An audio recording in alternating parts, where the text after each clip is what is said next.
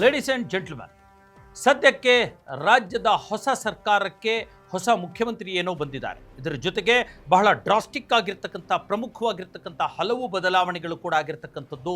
ಸಚಿವ ಸಂಪುಟದಲ್ಲಿ ರಾಮಲಿಂಗಾರೆಡ್ಡಿ ಅಥವಾ ಮುನಿಯಪ್ಪ, ಸತೀಶ್ ಜಾರಕಿಹೊಳಿ ಇವರೆಲ್ಲರ ಗಲಾಟೆ ಒಂದು ಕಡೆಗಾದರೆ, ಈಗ ಗೃಹ ಸಚಿವ ಸ್ಥಾನವನ್ನು ಅಲಂಕರಿಸಿರ್ತಕ್ಕಂಥ ಏನು ಪ್ರಿಯಾಂಕಾ ಖರ್ಗೆ ಇದ್ದಾರೆ, ಮಲ್ಲಿಕಾರ್ಜುನ ಖರ್ಗೆ ಅವರ ಪುತ್ರ ಮತ್ತು ಅವರ ಒಂದು ಚಿತ್ತಾಪುರದ ಶಾಸಕರು ಕೂಡ ಆಗಿರ್ತಕ್ಕಂಥ ಪ್ರಿಯಾಂಕಾ ಖರ್ಗೆ ತಮ್ಮ ಅಧಿಕಾರವನ್ನು ಹಿಡಿದಿದ್ದಾರೆ.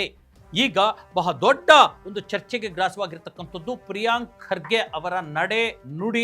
ಮುಂದಿನ 2 ವರ್ಷಗಳ ಕಾಲ ಕಾಂಗ್ರೆಸ್ ಪಕ್ಷದ ಕಾಂಗ್ರೆಸ್ ಸರ್ಕಾರದ ಗೃಹ ಸಚಿವರಾಗಿ ಅವರು ನಡೆದುಕೊಳ್ಳುವ ರೀತಿ ಮತ್ತು ಯಾರನ್ನೆಲ್ಲ ಟಾರ್ಗೆಟ್ ಮಾಡಲಾಗುತ್ತೆ, ಯಾವೆಲ್ಲ ಸಂವಿಧಾನಬದ್ಧ ವಿಚಾರಗಳನ್ನು ಅನುಷ್ಠಾನ ಮಾಡಲಾಗುತ್ತೆ, ಯಾರೆಲ್ಲ ಸಂವಿಧಾನ ವಿರೋಧಿಗಳಿದ್ದಾರೆ, ಕೋಮು ಸೌಹಾರ್ದತೆಯ ವಿರೋಧಿಗಳಿದ್ದಾರೆ, ಕೋಮುವಾದಿಗಳಿದ್ದಾರೆ, ಭಾಷಣವನ್ನು ಹರಡುವಂಥವರಿದ್ದಾರೆ, ಅವರೆಲ್ಲರ ಮೇಲೆ ಏನೆಲ್ಲ ಪರಿಣಾಮ ಆಗಬಹುದು, ಪ್ರಮುಖವಾಗಿ ಯಾರಿಗೆ ಕಟ್ಟಪ್ಪಣೆಗಳನ್ನು ಮಾಡಲಾಗುತ್ತೆ, ಯಾರು ಈಗಾಗಲೇ ಪ್ರಿಯಾಂಕ್ ಖರ್ಗೆ ಗೃಹ ಸಚಿವರಾಗಿ ಬಂದ ತಕ್ಷಣ ಬಾಯಿ ಮುಚ್ಕೊಂಡು ತೆಪ್ಪಗೆ ಬಿಲಾ ಸೇರ್ಕೊಳ್ಳೋದಕ್ಕೆ ಹೊರಟಿದ್ದಾರೆ.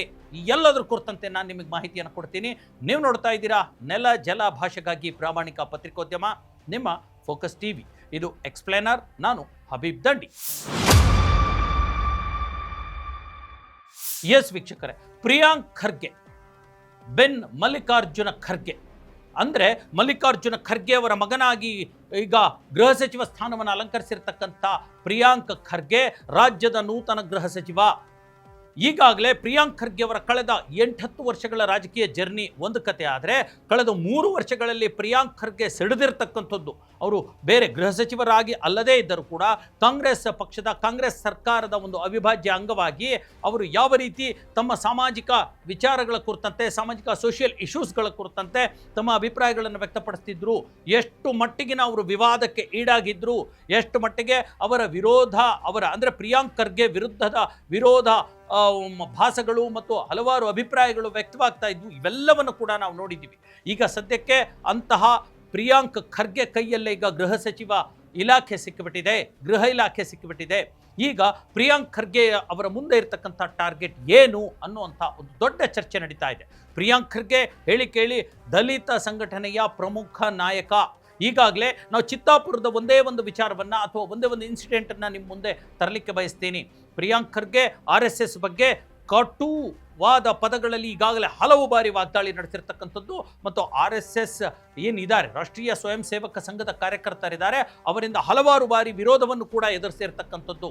ಆದರೆ ಯಾವುದೇ ರೀತಿಯ ವಿರೋಧಕ್ಕೆ ಜಗ್ಗದೆ ಬಗ್ಗದೆ ತಮ್ಮ ವಾಗ್ದಾಳಿಯನ್ನು ತೀವ್ರ ರೀತಿಯಲ್ಲಿ, ತೀಕ್ಷ್ಣ ರೀತಿಯಲ್ಲಿ ಅವರು ಮುಂದುವರಿಸಿಕೊಂಡೇ ಬಂದಿದ್ದಾರೆ ಅಲ್ವಾ. ಇದ್ರ ಜೊತೆಗೆ ಈಗ ಹಲವು ಹಿಂದೂ ಪರ ಸಂಘಟನೆಗಳು ಅವರ ವಿರುದ್ಧವು ಯಾರು ಸಂವಿಧಾನದ ವಿರುದ್ಧವಾಗಿ ಕೆಲಸಗಳನ್ನು ಮಾಡ್ತಾರೋ, ಕಾನೂನನ್ನು ಕೈಗೆತ್ತಿಕೊಳ್ಳುವಂಥ ಕೆಲಸಗಳನ್ನು ಮಾಡ್ತಾರೋ, ಆ ಸಂಘಟನೆಯ ವಿರುದ್ಧ ಮತ್ತು ಆ ಸಂಘಟನೆಯ ಕಾರ್ಯಕರ್ತರ ವಿರುದ್ಧವೂ ಕೂಡ ತಮ್ಮ ತೀಕ್ಷ್ಣವಾದ ಮಾತುಗಳಿಂದ ಖಂಡಿಸಿಕೊಂಡು ಬಂದಿದ್ದಾರೆ.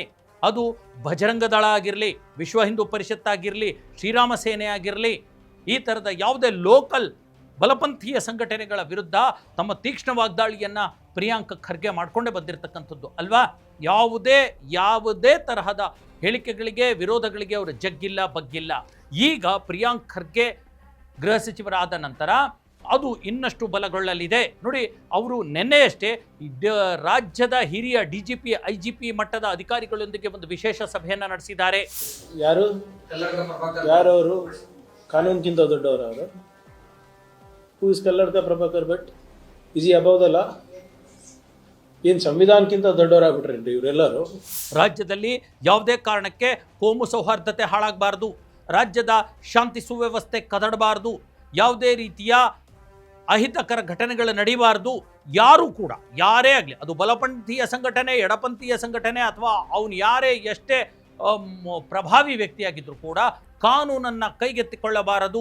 ಒಂದು ವೇಳೆ ಆ ತರಹದ ತೆಗೆದುಕೊಂಡವರ ವಿರುದ್ಧ ನಿರ್ದಾಕ್ಷಿಣ್ಯವಾದ ಕಾನೂನು ಕ್ರಮವನ್ನು ಕೈಗೊಳ್ಳಿ ಅನ್ನುವಂಥ ನಿನ್ನೆಯ ಹಿರಿಯ ಪೊಲೀಸ್ ಅಧಿಕಾರಿಗಳ ಮೀಟಿಂಗ್ನಲ್ಲಿ ಫರ್ಮಾನ್ ಹೊರಡಿಸಿದ್ದಾರೆ ಪ್ರಿಯಾಂಕ್ ಖರ್ಗೆ. ಅದರ ಜೊತೆಗೆ ಬಹಳ ಪ್ರಮುಖವಾಗಿ ಯಾರು ಈ ಕೋಮು ಭಾಷಣವನ್ನು ಮಾಡ್ತಾರೆ, ಕೋಮು ವಿಚಾರಗಳನ್ನು ಎತ್ತಿ ಜನರ ನಡುವೆಯೇ ವಿಷವನ್ನು ಹರಡ್ತಾರೆ, ಯಾರು ಸಂವೇದನಾತ್ಮಕವಾದ ಅಥವಾ ಬಹಳ ಸೂಕ್ಷ್ಮ ವಿಚಾರಗಳನ್ನು ಸಮುದಾಯದ ನಡುವೆ, ಧರ್ಮಗಳ ನಡುವೆ, ಜಾತಿಯ ನಡುವೆ ಅಸ್ತಿತ್ವದ ಪ್ರಶ್ನೆ ಎಂಬಂತೆ ರಾಷ್ಟ್ರದ್ರೋಹದ, ದೇಶದ್ರೋಹದ, ಸಂವಿಧಾನ ದ್ರೋಹದ ಕೆಲಸಗಳನ್ನು ಮಾಡ್ತಾರೆ, ಅಂಥವರ ವಿರುದ್ಧ ಕಠಿಣ ಕ್ರಮಕ್ಕೆ ಅವರು ಆಗ್ರಹವನ್ನು ಮಾಡಿದ್ದಾರೆ. ಅಲ್ಲ, ನಾವು ಪ್ರಿಯಾಂಕ್ ಖರ್ಗೆ ಅವರ ವ್ಯಕ್ತಿತ್ವವನ್ನು, ಅವರ ನಡೆಯನ್ನು, ರಾಜಕೀಯ ನಡೆಯನ್ನು ಮತ್ತು ಎಲ್ಲವನ್ನು ಕೂಡ ಸೇಮ್ ಮಲ್ಲಿಕಾರ್ಜುನ ಖರ್ಗೆ ಅವರು ಹೇಗೆ ಕೇಂದ್ರದಲ್ಲಿ ದೆಹಲಿಯಲ್ಲಿ ನಿಂತ್ಕೊಂಡು ಇದೇ RSS, ಇದೇ VHP, ಇದೇ BJP ಎಲ್ಲರನ್ನು ಕೂಡ ಖಂಡಿಸ್ತಾರೋ ಅದರ 2 ಪಟ್ಟು ತೀಕ್ಷ್ಣವಾಗಿ ಬೆಂಗಳೂರಿನಲ್ಲಿ, ರಾಜ್ಯದಲ್ಲಿ ನಿಂತ್ಕೊಂಡು ಪ್ರಿಯಾಂಕ್ ಖರ್ಗೆ ಖಂಡಿಸ್ತಾರೆ ಮತ್ತು ಅದನ್ನು ಸಮರ್ಥಿಸ್ಕೊಳ್ತಾರೆ ಕೂಡ. ನೋಡಿ, RSSಗೆ ಸಂಬಂಧಪಟ್ಟ ಹಾಗೆ ಎಷ್ಟು ಇಶ್ಯೂಸ್ಗಳನ್ನು ಅವರು ಮಾಡ್ಕೊಂಡಿದ್ರು ಅಲ್ವಾ. ಕಳೆದ 3 ವರ್ಷಗಳಲ್ಲಿ ಅವರ ಹೇಳಿಕೆಯ ವಿರುದ್ಧ RSS ಅನ್ನು ಬ್ಯಾನ್ ಮಾಡಲಾಗುತ್ತೆ. RSS ಒಂದು ರಿಜಿಸ್ಟರ್ಡ್ ಸಂಘಟನೆಯಲ್ಲ. RSSಗೆ ಬರುವಂಥ ಹಣ ಇದೆಯಲ್ಲ, ದೇಣಿಗೆ ಇದೆಯಲ್ಲ, ಅದಕ್ಕೆ ಲೆಕ್ಕ ಎಲ್ಲಿದೆ, ಯಾರು ಕೊಡ್ತಾರೆ, ಎಲ್ಲದನ್ನು ಕೂಡ ನಾನು ಒಂದು ಆಡಿಟಿಗೆ ಒಳಪಡಿಸ್ಬೇಕಾಗತ್ತೆ. ಎಷ್ಟು ಹಣ ಎಲ್ಲಿಂದ ಬರ್ತಿದೆ ಅಂತ ಗೊತ್ತಿಲ್ಲ. ಆಮೇಲೆ ಯಾವ ರೀತಿಯ ಬೈಠಕ್ ಮಾಡ್ತಾರೆ, ಇವೆಲ್ಲದು ವಿವಾದಾತ್ಮಕ ಆಗುವಂಥ ಹೇಳಿಕೆಗಳನ್ನು ಕೊಟ್ಟಿದ್ರು. ಅವರ ವಿರುದ್ಧ ಚಿತ್ತಾಪುರದಲ್ಲಿ RSS ಒಂದು ದೊಡ್ಡ ಮಟ್ಟದ ರ್ಯಾಲಿ ಮಾಡಲಿಕ್ಕೆ ಪ್ರಯತ್ನ ಪಟ್ಟಿತ್ತು. ಕೋರ್ಟ್ ಎಂಟ್ರಿ ಆಯಿತು. ಕೋರ್ಟ್ನ ನಿರ್ದೇಶನದಂತೆ ಒಂದು ನಾಮಕಾವಸ್ಥೆ ರ್ಯಾಲಿನೂ ಕೂಡ ನಡೀತು. ಅದರ ವಿರುದ್ಧ ದಲಿತ ಸಂಘಟನೆಗಳ ಭೀಮ್ ಆರ್ಮಿ ಕೂಡ ಪ್ರಿಯಾಂಕ್ ಖರ್ಗೆ ಅವರನ್ನು ಬೆಂಬಲಿಸಿ ದೊಡ್ಡ ಮಟ್ಟದ ರ್ಯಾಲಿ ಮಾಡ್ತು. ಇವೆಲ್ಲ ಇಂಥ ಪ್ರಚೋದನಾಕಾರಿ ಹೇಳಿಕೆಗಳನ್ನು ಕೊಡೋದು ಬಿಟ್ಟು ಕಾನೂನು ಪಾಲನೆ ಮಾಡಿದ್ರೆ ಒಳ್ಳೆಯದು ಎಲ್ಲರಿಗೂ, ಅವರಿಗೆ, ಅವ್ರ ಸಂಸ್ಥೆಗಳಿಗೆ. ಸುಮ್ಮನೆ ಬಾಯಿಗೆ ಬಂದಂಗೆ ಮಾತಾಡೋಕ್ಕಾಗಲ್ಲ. ಶಾಖೆಗಳಲ್ಲಿ ಮಾತಾಡ್ದಂಗೆ ಪಬ್ಲಿಕ್ನಲ್ಲಿ ಮಾತಾಡಿದ್ರೆ ಕಾನೂನು ಪ್ರಕಾರ ಕ್ರಮ ತಗೋತೀವಿ. ಕಲ್ಲಡ್ಕ ಪ್ರಭಾಕರ್ ಇರ್ಬೋದು, ಅವ್ರ ಅಪ್ಪ ಇರ್ಬೋದು. ಜನಪರ ಸಂಘಟನೆಗಳು, ಸಂವಿಧಾನ ಪರ ಸಂಘಟನೆಗಳು ಇವೆಲ್ಲವೂ ಕೂಡ ಪ್ರಿಯಾಂಕ್ ಖರ್ಗೆ ಬೆನ್ನಿಗೆ ನಿಂತಿರ್ತಕ್ಕಂಥದ್ದು. ಕೋಮು ದ್ವೇಷದ ವಿರುದ್ಧ, ಕೋಮು ರಾಜಕಾರಣದ ವಿರುದ್ಧ ಪ್ರಿಯಾಂಕ್ ಖರ್ಗೆ ಅವರಿಗೆ ಬೆನ್ನಿಗೆ ನಿಂತ್ಕೊಂಡು ಮಾಡಿರ್ತಕ್ಕಂಥದ್ದು. ಆದರೆ ಈಗ ಪರಿಸ್ಥಿತಿ ಸ್ವತಃ ಪ್ರಿಯಾಂಕ್ ಖರ್ಗೆ ಅವರ ಕೈಗೆ ಸಿಕ್ಕಿಬಿಟ್ಟಿದೆ ಅಲ್ವಾ. ಹಾಗಾಗಿ ಈಗ ಏನಾಗಬಹುದು, ಮೊದಲಿನ ಯಾವುದೋ ಒಂದು ಬೇರೆ ಸಚಿವ ಸ್ಥಾನವನ್ನು ಅವರು ಅಲಂಕರಿಸಿದ್ರು, ಅವಾಗ ಒಬ್ಬ ರಾಜಕಾರಣಿಯಾಗಿದ್ದರು. ಈಗ ಈ ಬಲಪಂಥೀಯ ಸಂಘಟನೆಗಳು ತಮಗೆ ಬೇಕಾದಾಗೆ ಮಾತುಗಳನ್ನು ಆಡ್ಬೋದಾಗಿತ್ತು. ಆದರೆ ಈಗ ಹಾಗೆ ಆಡೋ ಹಾಗಿಲ್ಲ. ಪ್ರಿಯಾಂಕ್ ಖರ್ಗೆ ಅವರ ಏಟಿಗೆ ಎದುರೇಟು ಕೊಡೋ ಹಾಗಿಲ್ಲ. ಕಷ್ಟ ಇದೆ ಅನ್ನುವಂಥದ್ದು. ಕಾನೂನಾತ್ಮಕವಾಗಿ ಏನಾದರೂ ಹೇಳ್ಕೊಳ್ಳಿ, ಆದರೆ ಕಾನೂನನ್ನು ಮೀರಿ ಕೆಲವರು ಮಾಡ್ತಾ ಇದ್ದಾರೆ ಸಮಾಜದಲ್ಲಿ ಅಲ್ವಾ. ನಿಮಗೆ ಒಂದು ಎಕ್ಸಾಂಪಲ್ ಕೊಡ್ತೀನಿ. ಈ ಪುನೀತ್ ಕೆರೆಹಳ್ಳಿ ಅನ್ನೋಂಥ ಒಬ್ಬ ವ್ಯಕ್ತಿ ಇದ್ದಾನೆ, ಗೊತ್ತಾ? ಆತ ಬರೀ ಕಣ್ಕಂಡಲ್ಲೆಲ್ಲ ದಾಳಿ ಮಾಡಿಬಿಟ್ಟು ನಾನು ದೊಡ್ಡ ಗೋರಕ್ಷಕ ಅಂತ ಹೇಳ್ಕೊಂಡು ಕಣ್ಕಂಡಲ್ಲೆಲ್ಲ ದಾಳಿ ಮಾಡಿ ದೈಹಿಕ ಹಲ್ಲೆ, ಇನ್ನು ಬೇರೆ ಬೇರೆ ರೀತಿಯ ಅಟ್ಯಾಕ್ ಎಲ್ಲ ಮಾಡ್ತಾ ಇರ್ತಕ್ಕಂಥ ಪ್ರಕರಣಗಳು ನಡೀತಾ ಇವೆ. ಆ ಅಧಿಕಾರ ಯಾರಿಗೂ ಕೂಡ ಕೊಟ್ಟಿಲ್ಲ, ಕಾನೂನಲ್ಲಿ ಅದಕ್ಕೆ ಅವಕಾಶ ಇಲ್ಲ. ಪುನೀತ್ ಕೆರೆಹಳ್ಳಿಯ ಒಂದು ಬ್ಯಾಕ್ಗ್ರೌಂಡ್ ಅಂದರೆ ಆತನ ಹಿನ್ನೆಲೆನೇ ಬಹಳ ಕೆಟ್ಟದಾಗಿದೆ, ಅದು ಬೇರೆ ವಿಚಾರ. ಬೇರೆ ಬೇರೆ ರೀತಿಯ ಕೇಸ್ಗಳು ದಾಖಲಾಗಿರ್ತಕ್ಕಂಥದ್ದು. ಆತನ ಹಳೆಯ ವೃತ್ತಿಯನ್ನು ನೆನೆಸ್ಕೊಂಡ್ರೆ ಜನ ಬೀದಿಲಿ ಚೀತು ಅಂತ ಉಗಿದು ಬಿಡ್ತಾರೆ. ಆ ಥರದ ವೃತ್ತಿ ಇರ್ತಕ್ಕಂಥವನು ಈಗ ನಾನು ಹಿಂದೂ ರಕ್ಷಕ, ನಾನು ಗೋರಕ್ಷಕ ಅನ್ನುವಂಥ ಮುಖವಾಡನ್ನು ಹೊತ್ಕೊಂಡಿದ್ದಾರೆ. ಈಗ ಪುನೀತ್ ಕೆರೆಹಳ್ಳಿ ಅಂತವರು ಈಗ ಬಾಲ ಬಿಚ್ಚೋದಕ್ಕೆ ಸಾಧ್ಯ ಇಲ್ಲ. ಇದರ ಜೊತೆಗೆ ರಾಜ್ಯದಲ್ಲಿ ಮತ್ತೊಬ್ಬರಿದ್ದಾರೆ, ಬಾಯಿ ಬಿಟ್ಟರೆ ಪುಂಗೋ ಅಂತ ಹೆಂಗ್ ಪುಂಗ್ಲಿಗಳಿದ್ದಾರೆ. ಅಂತಹ ಹೆಂಗ್ ಪುಂಗ್ಲಿಗಳು ಹೆಂಗೆ ಬೇಕು ಹಂಗೆ ಪುಂಗೋ ಹಾಗಿಲ್ಲ. ಕೋಮು ದ್ವೇಷ ಹರಡಿಸುವಂಥ ಯಾರಾದರೂ ಭಾಷಣಗಳನ್ನು ಮಾಡಿದ್ರೆ ನೇರವಾಗಿ ಕಾನೂನು ಕ್ರಮ ಕೈಗೊಳ್ಳಲಾಗುತ್ತೆ ಅನ್ನುವಂಥದ್ದು. ಹಾಗಾಗಿ ಯಾರ್ಯಾರಿಗೆ ಒಂದು ಕಟ್ಟಪ್ಪಣೆ ಆಗ್ಬೋದು, ಯಾರ್ಯಾರಿಗೆ ಕಂಟ್ರೋಲ್ಸ್ ಈಗ ಒಂದು ಬರಬಹುದು ಅನ್ನೋಂಥದ್ದು ಭಾಳ ಪ್ರಮುಖವಾಗಿ ನೋಡಿ. ಕಲ್ಲಡ್ಕ ಪ್ರಭಾಕರ್ ಭಟ್ರ ವಿಚಾರವನ್ನು ನಾವು ಸ್ಪಷ್ಟನೆ ಮಾಡಬೇಕು. ಯಾರವರು ಕಾನೂನಿಗಿಂತ ದೊಡ್ಡವರು ಅವರು? Who is Kalladka Prabhakar Bhat? Is ಈ ಅಬೌವ್ ದ ಲಾ? ಏನು ಸಂವಿಧಾನಕ್ಕಿಂತ ದೊಡ್ಡವರಾಗ್ಬಿಟ್ರೇನ್ರಿ ಇವರೆಲ್ಲರೂ? ಮಾಡಲಿ ನೋಡೋಣ. ಕೋರ್ಟ್ ಪರ್ಮಿಷನ್ ಕೊಟ್ಟರೆ ಮಾಡಲಿ, ಬೇಡ ಅಂತ ಇಲ್ಲ. ವಿತೌಟ್ ಪರ್ಮಿಷನ್ ಮಾಡಕ್ಕೆ ಹೋದರೆ ನಾವೇನು ಸರ್ಕಾರದವ್ರೇನು ಕತೆ ಕಾಯ್ಕೊಂಡಿದ್ದೀವ? ಕರಾವಳಿ ಭಾಗದಲ್ಲಿ ದ್ವೇಷ ಭಾಷಣವನ್ನು ಮಾಡುವಂಥ ಕಲ್ಲಡ್ಕ ಪ್ರಭಾಕರ್ ಭಟ್ರು ನೂರಾರು ದ್ವೇಷ ಭಾಷಣಗಳನ್ನು ಮಾಡಿ ಹಲವಾರು ಕೇಸುಗಳನ್ನು ಅವರ ಮೇಲೆ ದಾಖಲಿಸಲಾಗಿದೆ. ಆದರೆ ನಿನ್ನೆಯಷ್ಟೇ ಸ್ವತಃ ಕಲ್ಲಡ್ಕ ಪ್ರಭಾಕರ್ ಭಟ್ರು ಕೋರ್ಟಿಗೆ ಒಂದು ಅಫಿಡವಿಟ್ ಅನ್ನು ಸಲ್ಲಿಸಿದ್ದಾರೆ. ಇನ್ನು ಮುಂದೆ ನಾನು ದ್ವೇಷ ಭಾಷಣವನ್ನು ಮಾಡುವುದಿಲ್ಲ ಅನ್ನುವಂಥದ್ದು. ಅಂದರೆ ಇಷ್ಟು ದಿನ ಮಾಡಿದ್ದಾರೆ ಅನ್ನುವಂಥದ್ದು ಅರ್ಥ ಅಲ್ವಾ. ಅವರ ವಿರುದ್ಧ ಅದೇ ಕರಾವಳಿ ಭಾಗದ ಹಲವಾರು ಪ್ರಗತಿಪರ ಜನಪರ ಮನಸ್ಸುಗಳು ಅವರ ವಿರುದ್ಧ ಕಾನೂನಾತ್ಮಕ ಹೋರಾಟವನ್ನು ಮಾಡ್ತಿದ್ದಾರೆ ಕಲ್ಲಡ್ಕ ಪ್ರಭಾಕರ ಭಟ್ಟರ ವಿರುದ್ಧ ಅಲ್ವಾ. ಕಲ್ಲಡ್ಕ ಪ್ರಭಾಕರ ಭಟ್ಟರ ಬಾಯಿ ಬಂದಾಗತ್ತೀಗ. ಯಾಕಂದರೆ ಆ ಕಡೆ ಜನಪರ ಜೀವಪರ ಒಂದು ಕಾಳಜಿ ಇರುವಂಥವ್ರು ಹೋರಾಟ ಮಾಡ್ತಿದ್ದಾರೆ, ಈ ಕಡೆ ಪ್ರಿಯಾಂಕ್ ಖರ್ಗೆ ಅಂತವರು ಗೃಹ ಸಚಿವರಾಗಿದ್ದಾರೆ ಅಲ್ವಾ. ಅದು ಕಟ್ಟಾಗುತ್ತೆ. ಇನ್ನು ಮುಂದೆ ಕಲ್ಲಡ್ಕ ಪ್ರಭಾಕರ ಭಟ್ಟರ ಬಾಯಿ ಬಂದ್, ಚಕ್ರವರ್ತಿ ಸೂಲಿಬೆಲೆಯ ಬಾಯಿ ಬಂದ್, ಪುನೀತ್ ಕೆರೆಹಳ್ಳಿ ಅವರ ಚಟುವಟಿಕೆಗಳು ಮತ್ತು ಬಾಯಿ ಬಂದ್. ಫೇಸ್ಬುಕ್ ಲೈವ್ ಬಂದ್ಬಿಟ್ಟು ಬಾಯಿಗೆ ಬಂದಾಗ ಬೈಯೋ ಹಾಗಿಲ್ಲ ಯಾರಿಗೂ, ಬಾಯಿ ಬಂದ್ ಕ್ರಮ ಜರುಗಿಸಲಾಗುತ್ತೆ. ಇದ್ರ ಜೊತೆಗೆ ಕರಾವಳಿಯ ಮತ್ತೊಬ್ಬ ಪ್ರಮುಖ ಹಿಂದುತ್ವವಾದಿ ಶರಣ್ ಪಂಪ್ವೇಲ್ ಬಾಯಿ ಬಂದ್. ಮತ್ತಷ್ಟು ಬಿಜೆಪಿಯ ನಾಯಕರಿದ್ದಾರೆ ಬಾಯಿಗೆ ಬಂದ ಹಾಗೆ ಕೋಮು ದ್ವೇಷವನ್ನು ಹರಡಿಸುವಂಥವ್ರು, ಅವರು ಕೂಡ ಅವರ ಬಾಯಿ ಬಂದಾಗಬೇಕಾಗಿದೆ ಪರಿಸ್ಥಿತಿ. ಹಲವಾರು ಶಾಸಕರಿದ್ದಾರೆ, ಅವರು ಅದರ ಪರಿಣಾಮ ಏನಾಗುತ್ತೆ ಅಂತಲೂ ಕೂಡ ಯೋಚನೆ ಮಾಡಲ್ಲ.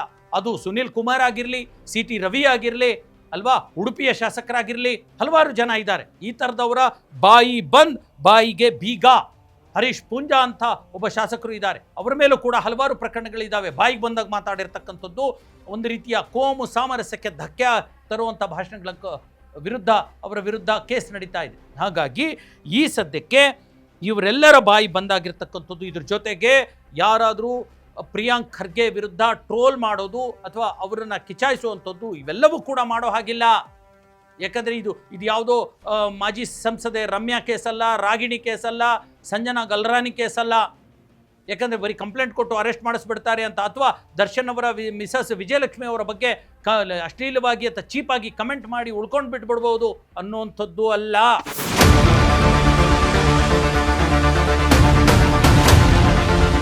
ಒಬ್ಬ ಗೃಹ ಸಚಿವರ ವಿರುದ್ಧ ಏನಾದರೂ ಮಾಡಬೇಕು ಅಂತಂದರೆ ಬಹಳ ದೊಡ್ಡ ಮಟ್ಟದ ಕಾನೂನು ಕ್ರಮ ಆಗುತ್ತೆ. ಈ ಸದ್ಯಕ್ಕೆ ಅವರೆಲ್ಲರೂ ಕೂಡ ಬಾಲ ಮುದುರ್ಕೊಂಡು ಬಿಲದಲ್ಲಿ ಸೇರ್ಕೊಳ್ಳುವಂಥ ಪರಿಸ್ಥಿತಿ ಈಗ ನಿರ್ಮಾಣವಾಗಿದೆ. ಈಗಲಾದರೂ 1-2 ವರ್ಷಗಳ ಕಾಲ ಈ ತರಹದ ಕೋಮು ಕ್ರಿಮಿಗಳ ಒಂದು ಬಾಯಿ ಬಂದಾಗುತ್ತಾ, ಒಂದಷ್ಟು ಕೋಮು ಸೌಹಾರ್ದತೆ ಎಲ್ಲ ಕಡೆ ಹರಡುತ್ತಾ, ಎಲ್ಲರೂ ನೆಮ್ಮದಿಯಾಗಿ ಬದುಕನ್ನು ಸಾಗಿಸಬಹುದಾ ಅನ್ನೋಂಥ ಒಂದು ನಿರೀಕ್ಷೆಯೊಂದಿಗೆ ಈ ಒಂದು ಎಕ್ಸ್ಪ್ಲೇನರ್ ಮುಗಿಸ್ತಾ ಇದ್ದೀನಿ. ನೋಡ್ತಾ ಇರಿ ನೆಲ ಜಲ ಭಾಷೆಗಾಗಿ ಪ್ರಾಮಾಣಿಕ ಪತ್ರಿಕೋದ್ಯಮ, ನಿಮ್ಮ ಫೋಕಸ್ ಟಿವಿ.